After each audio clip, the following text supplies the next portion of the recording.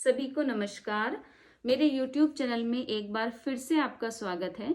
आज मैं आप सभी के समक्ष अपनी तीसरी वीडियो लेकर उपस्थित हुई हूँ और आज का हमारा मुख्य विषय रहेगा कम समय में बिना कोचिंग के KVS इंटरव्यू की तैयारी कैसे करें। जो भी अभ्यर्थी PRT का इंटरव्यू देने वाले हैं, TGT या PGT में किसी भी विषय का इंटरव्यू देने वाले हैं, उन सभी के लिए आज ये वीडियो बहुत खास होने वाली है, क्योंकि बहुत सारे अभ्यर्थी ऐसे होंगे जो किसी भी कारण से कोचिंग नहीं जा सकते।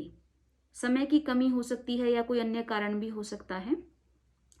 तो सबसे पहले तो मैं आपको ये कहना चाहूँगी कि इस समय पर आप इंटरनेट का भी सहारा ले रहे हैं, अपने दोस्तों से भी पूछ रहे हैं, बातचीत कर रहे हैं, यूट्यूब भी देख रहे हैं। यूट्यूब पर भी बहुत सारे मार्गदर्शन आपको मिल रहे हैं। आप बहुत सारे कोचिंग सेंटर्स की एडवाइस भी सुन रहे हैं, देख रहे हैं, समझ रहे हैं। तो यहाँ पर मैं आपको एक बात समझाना चाहूँगी कि किसी भी प्रकार से गुमराह होने की बिल्कुल भी आवश्यकता नहीं है, क्योंकि जब वर्ष 2019 में मैंने अपना इंटरव्यू दिया तो मैं भी प्रभावित थी कुछ कोचिंग सेंटर से और मैंने 2 दिन की ट्रायल क्लास भी ली। मैंने भी सोचा कि 15 दिन में मैं कितनी भी फीस भर के बस किसी भी तरह से इंटरव्यू क्रैक कर लूँ। तो जब मैंने 2 दिन की ट्रायल क्लास ली तो मैंने बहुत जल्दी ही ये अनुभव कर लिया था कि मुझे कोचिंग सेंटर की कोई आवश्यकता नहीं है और मैं अपने घर पर रहकर ही स्वयं से साक्षात्कार की तैयारी कर सकती हूँ। तो ऐसा विश्वास आपके भीतर जरूर जागृत हो जाना चाहिए, क्योंकि यह आवश्यक नहीं है कि हम सभी कोचिंग जाकर के इंटरव्यू की तैयारी करें, क्योंकि इस समय पर अलग अलग शहरों में बहुत सारे नए नए इंस्टीट्यूशन जो हैं एक्टिव हो गए हैं, जो KVS इंटरव्यू की तैयारी करा रहे हैं और अजीब से प्रश्न आपके सामने रखे जाते हैं। एक डर, एक भय का माहौल भी पैदा हो रहा है कि पता नहीं इंटरव्यू में क्या पूछ लिया जाएगा। तो ऐसा बिल्कुल भी नहीं है, घबराने की कोई आवश्यकता नहीं है। ऐसा कोई भी अजीबोगरीब प्रश्न इंटरव्यू में नहीं पूछा जाता है। कोचिंग सेंटर वाले कई बार आपको डराते हैं कि आपसे पूछ लिया जाएगा आपके मोबाइल नंबर का टोटल क्या है, या आपके मोबाइल नंबर को उल्टी तरफ से शुरू करेंगे तो उसकी क्या डिजिट होंगी, या फिर आपसे पूछेंगे कि आपकी जो डेट ऑफ बर्थ है उसको रिवर्स ऑर्डर में बताइए। तो इस तरह के जो प्रश्न हैं वो बिल्कुल ही मुझे नहीं लगता है उनका कोई भी औचित्य है। आप एक शिक्षक बनने जा रहे हैं और शिक्षक से उसके विषय से संबंधित, उसके कौशल और उसके व्यवहार को जो है आंकना किस प्रकार है, ऐसे कुछ प्रश्न पूछे जाते हैं। अपने विषय पर अपनी कमांड रखें, आत्मविश्वास रखें और एक शिक्षक के पास क्या खास बातें होती हैं उन पर ध्यान दें। तो चलिए वीडियो शुरू करते हैं। सबसे पहला मुख्य बिंदु है KVS में जो भी संपूर्ण चयन प्रक्रिया है उससे आप परिचित रहें। आपको भली भांति पता होना चाहिए कि आप एक शिक्षक बनने जा रहे हैं तो शिक्षक के अंदर क्या गुण होते हैं, सबसे पहली बात। दूसरी महत्वपूर्ण बात, आप जिस भी विषय के शिक्षक बनेंगे आपकी अपने सब्जेक्ट पे कमांड होनी चाहिए। यही सबसे इम्पॉर्टेंट चीज है, क्योंकि अगर आपको अपना सब्जेक्ट ही नहीं आता है तो आप बच्चों को क्या पढ़ाएंगे। तो ये बहुत जरूरी है, आप अपने समय को सही ढंग से उपयोग करें और अपने विषय की अच्छे ढंग से तैयारी करें। तो पहला मुख्य बिंदु है।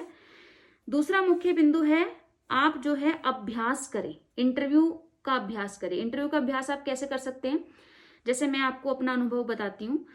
जब मैं 2019 में KVS का इंटरव्यू दे रही थी, उस समय पर मैं दिल्ली में कॉन्ट्रैक्ट टीचर की जॉब कर रही थी।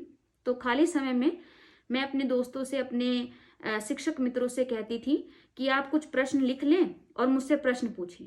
बिल्कुल एक इंटरव्यू का माहौल क्रिएट करें और मुझसे जो आपके मन में हो वो पूछें और मुझे केवल मेरी कमियां बताएं, मेरी तारीफ ना करें।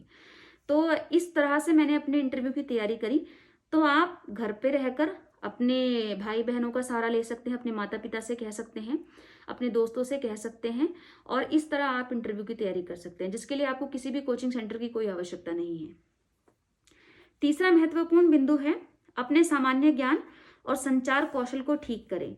आप वर्तमान समय में कौन सी घटनाएं घटित हो रही हैं, आपके विषय से वो घटनाएं कैसे जुड़ी हुई हैं।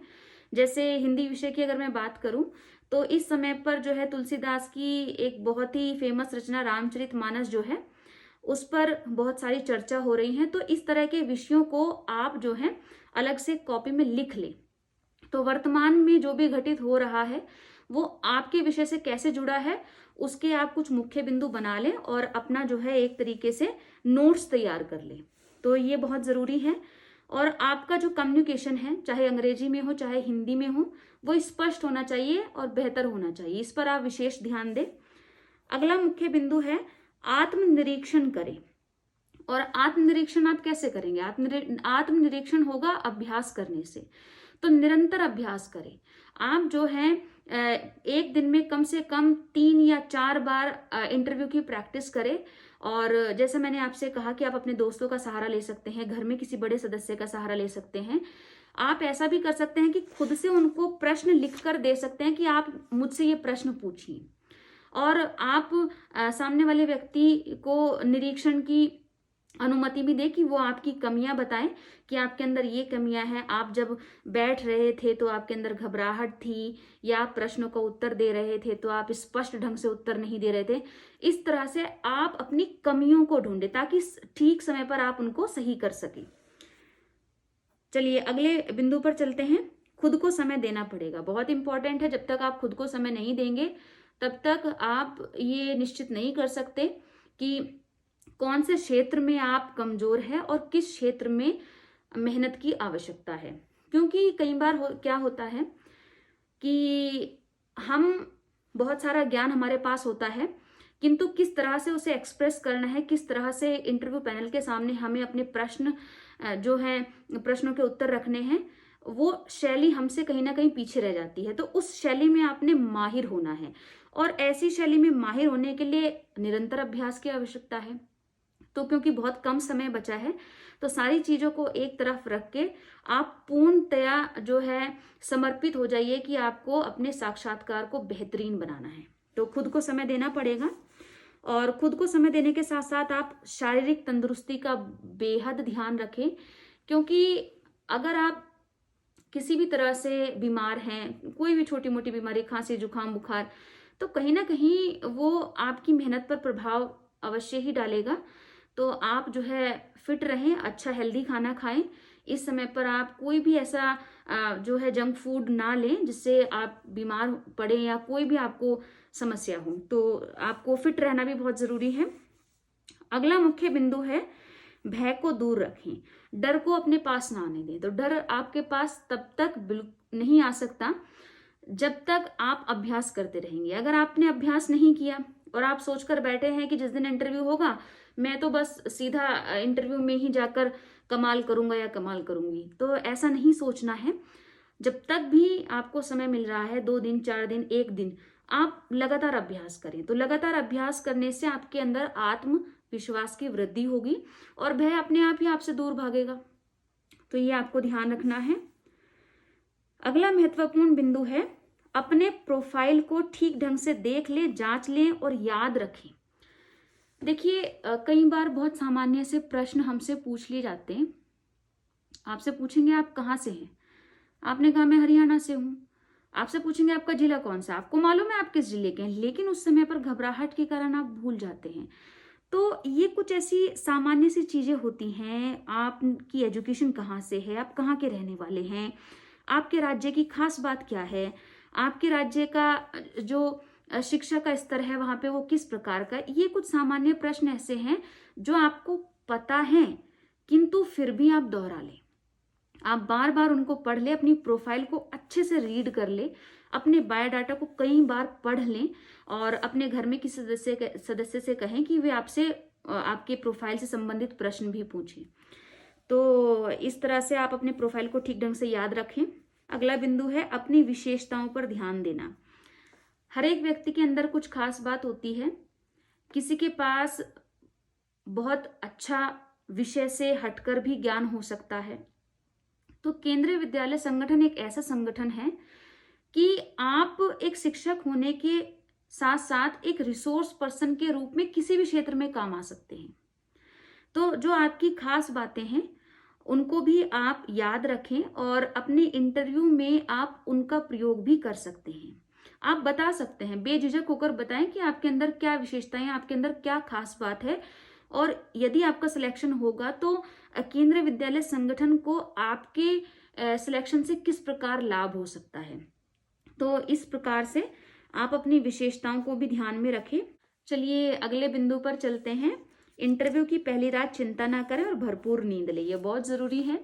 आप एक रात पहले जो है अपनी सारी तैयारी पूरी कर लें और खूब अच्छे से नींद पूरी करके इंटरव्यू देने जाए। आपकी आंखों से, आपके चेहरे से ये लगना नहीं चाहिए कि आप बहुत थके हुए हैं, क्योंकि जब हमारे शरीर में थकावट होती है तब हमने जो कुछ पढ़ा हुआ है, जो कुछ हमारी तैयारी है, वो कहीं ना कहीं डगमगा जाती है।